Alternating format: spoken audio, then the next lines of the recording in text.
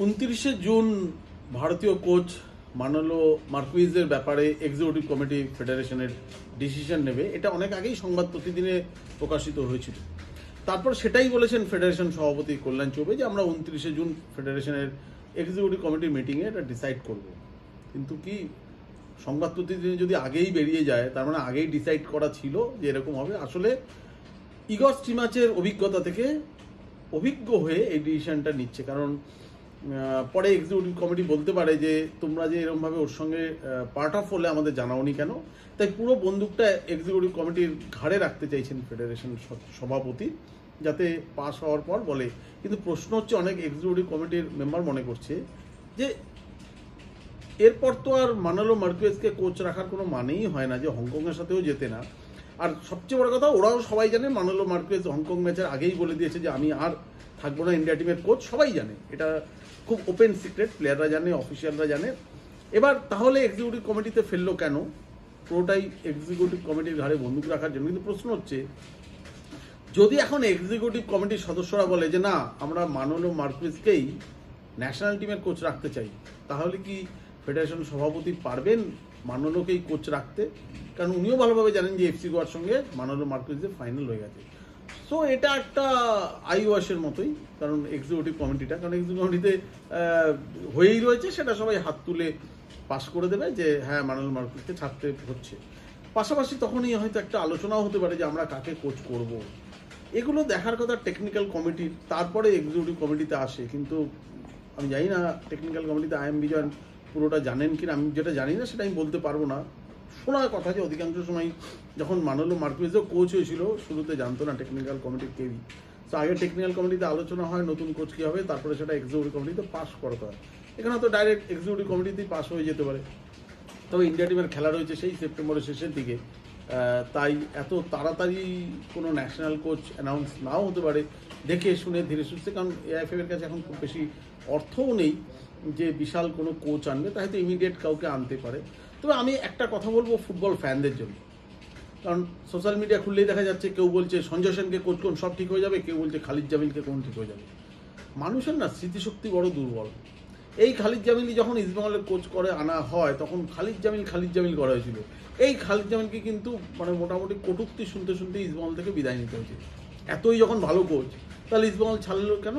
এবং ইস্টবেঙ্গলের তখন সমর্থকরাই বা কেন এই সুপার কাপে হারার পর এইসব যাতা বলা হয়েছিল? সো এটা কোনো ব্যাপার না। আবেগ তাড়িত হয়ে কোনো না কথা বলবেন না যে কাকে ন্যাশনাল কোচ করা উচিত, বা সিদ্ধান্ত নেবেন না। আপনারা যেটা বলছেন অনেকটা এই 2 মিনিটের ম্যাগির মতো, যে সঞ্জয় সেন আসলেই ইন্ডিয়া বদলে যাবে বা খালিদ জামিল আসলেই বদলে যাবে। বিশ্বাস করুন, আমি বলছি কিচ্ছু বদলাবে না। যে তিমিরে ছিল সে তিমিরেই থাকবে, কেউ চেঞ্জ করতে পারবে না। ইগর স্টিমাচও খারাপ করছে না, মানালো মার্কুয়েজও খারাপ করছে না, স্টিফেন কনস্টান্টাইনও খারাপ করছে না। আপনারা খুব নিকটবর্তী কিছু ভাবছেন। যদি চেঞ্জ করতে হয় লং টার্ম ভাবুন, লং টার্ম, যে আমার 10 বছর পর ভারতীয় দলকে আমি কোথায় দেখছি। এআইএফএফ একটা করেছিল না 2047 লক্ষ্যমাত্রা রেখে, যেখানে বলেছিল 2026-এ আমরা নাকি এশিয়ার প্রথম 10-এর মধ্যে যাব। এখন 127, কিছুদিনের মধ্যে ওটা র্যাঙ্কিং 133 হয়ে যাবে। ওগুলো কথার কথা, কারণ শর্ট টার্ম গিমিক দেখাতে পারে। শর্ট টার্ম গিমিক দেখানোর জন্য হতেই পারে। আমি বলছি না সঞ্জয় সেনকে করা ভুল বা সঞ্জয় সেনকে করা ঠিক।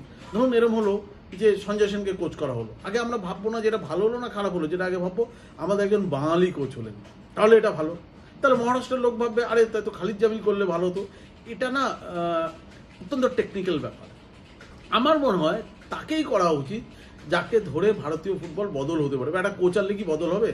আপনি যাকে খুশি আনসেলত্তিকে নিয়ে আসুন না, ভারতীয় ফুটবল মনে হয় কালকে ওয়ার্ল্ড কাপ চলে যাবে এই জায়গা থেকে, বা এশিয়ান কাপ ফাইনাল চলে যাবে। হয় না এভাবে। ইনফ্রাস্ট্রাকচার চেঞ্জ করতে হয়, পুরো প্ল্যানিং চেঞ্জ করতে হয়। রব্বান যখন টেকনিক্যাল ডিরেক্টর ছিলেন তখন একটা লাক্সিয়া বলে একটা প্রজেক্ট করেছিলেন রব্বানের ওই প্রজেক্টটা নিয়ে কিন্তু অনেক কাজ হয়েছিল। এই কলিন টোল, বব হাউটন, আমার দেখা কোনো দৃশ্যেরা ভারতে আসা বিদেশি কোচ বব হাউটন প্রথম ওই কলিন টোলকে এনেছিলেন যে জুনিয়র ডেভেলপমেন্টের জন্য। এবং এই যে কলিন টোলের আন্ডারে এই সঞ্জয় সেনরা কিন্তু কোচিং করেছেন সেই সময় কলিন টোলের কাছেই। এবং কলিন টোল জুনিয়র লেভেলে যেভাবে প্ল্যানিং করে উনি কোচিং স্টাইল শুরু করেছিলেন, সেটা ন্যাশনাল টিমে গিয়ে বব আন্ডারে সেই প্ল্যানিংয়ে খেলতো। তখন একটা সিস্টেমে চলতো। এমন কোনো সিস্টেমই নেই। আপনি জানেন ভারতীয় ফুটবলের টেকনিক্যাল ডিরেক্টর কে আপনি জানেন? সাব্বির পাশা শুনেছেন ওর কাজ কি? সাব্বির পাশা কি করতে পারে, কত দূর যোগ্যতা কোন জানেন? ইন্ডিয়ান টিমের ডিরেক্টর কে? ইন্ডিয়ান ন্যাশনাল টিমের ডিরেক্টর সুব্রত পাল। কি করেছে? যদি সুব্রত পালের যদি বলার ক্ষমতাই থাকতো তাহলে কি সুনীল ছেত্রীকে আবার ন্যাশনাল টিমে ফিরিয়ে আনার জন্য উনি সম্মতি দিয়েছিলেন? কেউ জানে না এই প্রশ্নের উত্তর কি। যদি সুব্রত পাল যদি অ্যাজ এ ডিরেক্টর বলেন যে হ্যাঁ সুনীল ছেত্রীকে হংকং ম্যাচ জেতার জন্য ফেরানো, তাহলে তার যোগ্যতা নিয়ে প্রশ্ন উঠতে পারে। সঙ্গে এগুলো আগে ঠিক করতে হবে। সঞ্জয় সেন কোচ হলো না খালিদ জামিল কোচ হলো, এভাবে হয় না। অনেকে প্রশ্ন তুলছেন আরে ব্রাজিল তো চিরকাল দেশীয় কোচই ভরসা রেখেছে, এতদিন পর না আনসেলত্তি। পৃথিবীর সব দেশই দেশের কোচ ভরসা রাখে, কিন্তু সব দেশ আর আমাদের দেশ এক নয়, এটা বুঝতে হবে। ওই দেশের ফুটবল ডেভেলপমেন্ট, ফুটবলটা যে পর্যায়ে গেছে আমাদের তা নয়। আমরা যদি বিদেশ থেকে ইঞ্জিনিয়ার আনতে পারি, আমরা যদি বিদেশ থেকে টেকনোলজি আনতে পারি, আমরা যদি বিদেশ থেকে যুদ্ধ বিমান কিনতে পারি, কারণ আমাদের সেই টেকনোলজি বা ওই জায়গাটা হয়তো আমরা ডেভেলপ করিনি, সেটা স্বীকার করে নিন না। আমাদের ফুটবলে সত্যি কিছু নেই, আমাদের এখানে কোচ নেই। আগে আমাদের কোচ তৈরি করতে হবে, এবং কোচ তৈরি করতে শুধু না আমাদের গ্রাসরুট ডেভেলপমেন্ট নেই, আমাদের কিছুই নেই সত্যি কথা বলতে গেলে। আগে ইনফ্রাস্ট্রাকচার ঠিক করুন। একটা এআইএফএফকে আমাদের পশ্চিমবঙ্গ সরকার একটা জমি দিয়েছিল রাজারহাটে, প্রফুল প্যাটেল প্রেসিডেন্ট ছিলেন, মুখ্যমন্ত্রী মমতা বন্দ্যোপাধ্যায় মাত্র 1 টাকার বিনিময়ে কয়েক একর জমি দিয়েছিলেন যে ওখানে সেন্টার অফ এক্সেলেন্স হবে। সেইটা আজ পর্যন্ত করে উঠতে পারিনি আমরা, যে কারণে হয়তো সরকার আবার জমিটা ফেরত নিয়ে নিতে পারে। কারণ চুক্তি ছিল 3 বছরের মধ্যে তোমাকে করতে হবে, 3 বছরের অনেক বেশি, 6-7 বছর হয়ে গেছে, এখন অব্দি করে উঠতে পারেনি সেন্টার অফ এক্সেলেন্স। আমাদের ইনফ্রাস্ট্রাকচার আগে ঠিক করুন। ইনফ্রাস্ট্রাকচার ঠিক না হলে কিচ্ছু হবে না, সে সঞ্জয় সেন কোচ হোক আর যেই কোচ হোক। আমি তো বলছি যে যদি আপনি আনসেলত্তিকেও কোচ করে আনুন তাহলেও ইন্ডিয়ার কিছু হবে না। আরে খেলবেটা কাদের নিয়ে, প্লেয়ার কোথায়? এবার একটা প্রশ্ন ওঠে যে এরা তো আইএসএল শেষ করে দিচ্ছে। আরে আইএসএল এরা ভালো খেলে, এরা ক্লাব দেশের হয়ে খেলতে পারে না। আপনি ভাবুন আইএসএল এর পাশে স্ট্রাইকারটা কে? আপনার লিস্টন ক্লাসের পাশে স্ট্রাইকার ছিল কে? Cummins McLaren. তো ওইখানে ওদের প্রবলেমটা চোখে পড়ে না যে আপনি ন্যাশনাল টিমে যান, আপনিই তখন সেরা প্লেয়ার, আপনাকেই কামিংসের রোল নিতে হয়, আপনাকেই ম্যাকলারেনের রোল নিতে হয়। আইএসএলটা নিয়ে অনেকে গালিগালাজ করেন শুনুন, আইএসএলটা হয়েছে বলে না তবু এই ইনফ্রাস্ট্রাকচার, মাঠ ঘাট, এই টিভিতে ম্যাচ দেখা যায়। যখন আই লিগটা শেষ দিকে চলতো, আমি বললাম না মানুষের স্মৃতি অত্যন্ত দুর্বল। কেন আইএসএল গেল, কেন এটা এফএসডিএল এর আন্ডারে গেল? এফএসডিএল এর আগে ছিল জি স্পোর্টস দেখাতো, জি এর আন্ডারে ছিল আমাদের ভারতীয় ফুটবল ফেডারেশন। শেষ দিকে জি স্পোর্টসে যখন দেখাতো তখন বিকেলে খেলা হতো, এবং জি বারবার করে ফেডারেশনকে বলতো যে বিকেলে খেলা হলে আমরা দেখাতে পারি না। এবং জিও দেখেছে এই ফুটবল দেখিয়ে 1 টাকা মার্কেটিং করতে পারে না। ওদের সঙ্গে চুক্তি ছিল, কিন্তু শেষ বছরে জি খেলাই দেখাতো না, একটা নৈশালকে ম্যাচ হয়নি। তখন কিন্তু এফএসডিএল নিয়ে এআইএফএফ এবং ফুটবলটাকে বাঁচিয়েছে, টাকা দিয়ে 50 কোটি টাকা দিয়ে বাঁচিয়েছে। পারি আর ওরা 50 কোটি টাকা দেয়। প্রথম 2 বছর তো প্রথম 4 বছর ওরা টাকা দিয়ে গেছে, কোনো আইএসএল করেনি, শুধু রেডি করেছে যে কিভাবে করতে হবে। আজকে আপনি বলে দিলেন যে আইএসএল খারাপ, এফএসডিএল খারাপ, এভাবে বললে হবে না।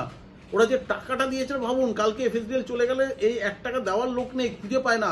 আপনি ভাবছেন ফুটবলের খুব জনপ্রিয়তা আছে, কোনো জনপ্রিয়তা নেই এদেশে ফুটবলের, কেউ আগ্রহী না ফুটবলে। আজকে তো আইএসএল এর জন্য আপনার সঞ্জীব গোয়েঙ্কা ইন্টারেস্টেড হয়ে রয়েছে, আপনার জিন্দালরা ইন্টারেস্টেড হয়ে রয়েছে, আপনার আম্বানি ইন্টারেস্টেড হয়ে রয়েছে, আপনার টাটা রয়েছে। কালকে আইএসএল না থাকলে সব চলে যাবেন আই লিগে, আবার সেই চার্চিল ঘরের টাকায় টিম, অর্ধেক প্লেয়ার পেমেন্ট পাবে না। সেই অন্য যে টিমগুলো থেকে যেটা অভিযোগ আসতো বারবারই যে প্লেয়ার্সরা পেমেন্ট পায় না। আইএসএল এ মোহামেডান ছাড়া এই বছর কিন্তু কোনো সেই অভিযোগ অতটা নেই আইএসএল এর ক্ষেত্রে। আজকে কত কোটি টাকা বিনিয়োগ হয় আপনি ভাবুন না। আই লিগে কি হতো যে পার টিমের আপনার একটা অ্যাভারেজ অ্যামাউন্ট কত ছিল, ধরে নিচ্ছি 4 কোটি টাকা, 5 কোটি টাকা, 10টা টিম ছিল 50 কোটি টাকা। আচ্ছা একটা টিমের বাজেট 50 কোটি ইনভেস্ট করে, তাহলে টোটাল ইনভেস্টমেন্ট কত হচ্ছে না? It's a huge industry football এখন।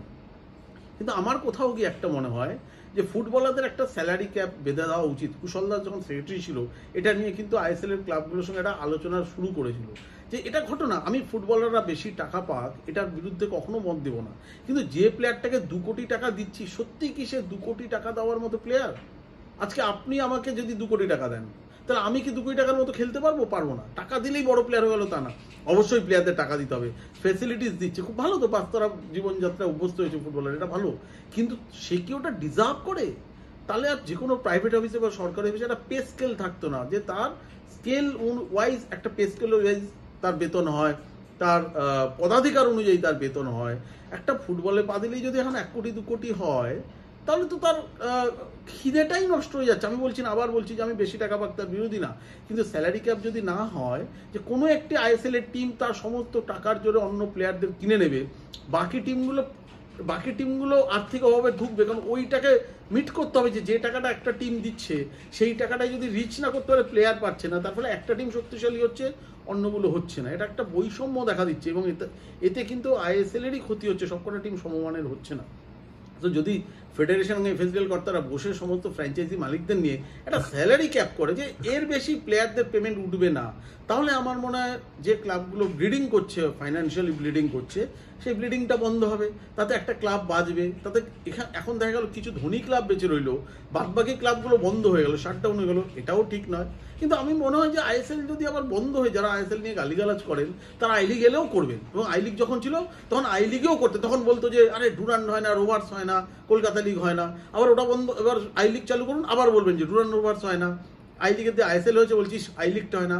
দাদা আই লিগের সময় এরকম হতো, কোনো মার্কেটিং পাওয়া যেত না আই লিগে, মনে আছে আমার স্পষ্টভাবে। যখন ন্যাশনাল লিগ ছিল, প্রিয়দা প্রেসিডেন্ট ছিল, তখনও এই প্রথমবার ফিলিপস এসেছিল, তারপরেও কিন্তু প্রিয়দাকেও সমস্যায় পড়তে হয়েছিল। প্রিয়দা মনে আছে যে ন্যাশনাল লিগ শুরু হয়ে যাচ্ছে, আমরা প্রশ্ন করতাম প্রিয়দা মানে আমাদের স্পন্সরকে, মূল স্পন্সরকে, বলতে হয়ে যাবে হয়তো কাল শুরু লিগ, আজকে একটা প্রিয়দা তার ব্যক্তিগত ক্যারিশমা দিয়ে ওএনজিসিকে তুলে নিয়ে চলে আসতো। এইভাবে তো সলভ হয় না। তারপরে প্রিয়দাই কিন্তু জি করেছিলেন, এবং প্রফুল্ল প্যাটেল আসার পর শেষে জি এর জায়গায় এই এফএসডিএল আসলো, এসে একটা বিশাল আর্থিক সহায়তা দিল। এই টাকাটা দেয় বলে ভাববেন আজকে ন্যাশনাল টিম ভালোভাবে প্র্যাকটিস হয়, এবং দেয় বলে আজকে কোচের এত ডেভেলপমেন্ট আছে, গ্রাসরুট ডেভেলপমেন্ট আছে, আমাকে ওইটা ঠিক করতে হবে। কিন্তু পুরোটাই ঘেটে হয়ে যাচ্ছে। আজকে সঞ্জয় সেন কোচ হলেই যে ইন্ডিয়া কালকে ওয়ার্ল্ড কাপ চলে যাবে, বা খালিদ জামিল হলেই চলে যাবে, এটা একদম ভাববেন, এর চেয়েও খারাপ হতে পারে। আগে যা করলে ভালো হবে, তার জন্য যদি 5 বছর সিনিয়র টিমের কোনো পার্টিসিপেশন বা সেভাবে সিনিয়র টিমকে নিয়ে ভাবা বন্ধ হোক, টাকাটা তার আন্ডার 19 বা আন্ডার 21 খরচ করা হোক, বা গ্রাসরুটে খরচ করা হোক, ফুটবল ডেভেলপমেন্টের জন্য, জুনিয়র ডেভেলপমেন্টে। আমরা 10 বছর পরে ভাবি, কারণ এই টিম নিয়ে আর কিছু হবে না। আপনি ধরে না, আমরা এই ওয়ার্ল্ড কাপে নেই, অলরেডি আউট হয়ে গেছি 2026, 2030-এও হবে না। ওটা একটা ফেক গিমিক, লোককে চমক দেখানোর জন্য বলা হয়েছিল 2047-এ ভারত বিশ্বকাপ খেলবে। ও 2047 কেন, 74-ও খেলবে নাকি? আমার মনে হয় না 2074-এও ভারত বিশ্বকাপ খেলতে পারবে যদি এভাবে চলে।